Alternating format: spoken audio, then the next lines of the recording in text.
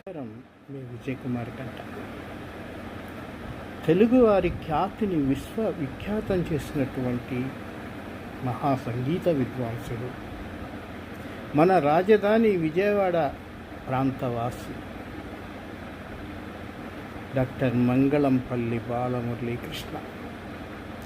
ఒక అత్యుత్తమ సంగీత వాగ్గేయకారుడిగా ఆయన వెలుగొందటమే కాక అనేక సుస్వరాలను, రాగాలను ఆయన సృష్టించారు. తెలుగు, తమిళ, కన్నడ, ఒడియా, బెంగాలీతో సహా దాదాపు 10 భాషల్లో సంగీతంలో రాగాలను సృష్టించటమే కాక గొప్ప పేరు పొందారు. ఆయన ఎంతటి గొప్పవారంటే ఆయన సంగీతం అంటే చెవి కోసుకొని వాళ్ళు లేరు,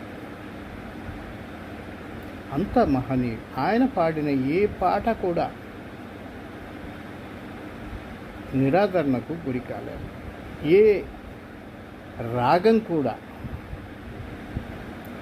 అంత గొప్పవారు ఆయన. బహుశా చలనచిత్ర పరిశ్రమలో ఆయన పొందిన అవార్డులు ఎవరికి రాలేదు. మౌనమే నీ భాష, మౌనమే నీ భాష, ఓ మూగ మనస అంటూ గుప్పడి మనసులో పాడిన, సలలిత రాగ సుధా మధురం అంటూ నర్తనశాలలో పాడిన, జీవితమే జీవితమే కృష్ణ సంగీతము అంటూ శ్రీమద్ విరాధపట్నంలో పాడిన,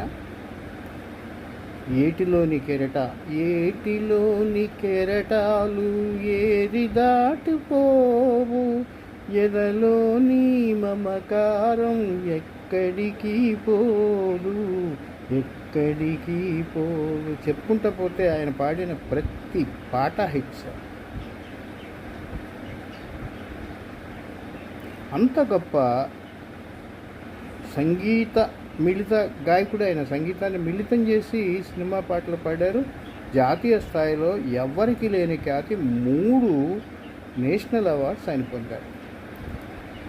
చెప్పుకుంటే చాలా ఉంది. ఆ మహనీయుడి పేరిట ఆంధ్రప్రదేశ్లో ఒక సంగీత విశ్వవిద్యాలయాన్ని ఏర్పాటు చేయాలి.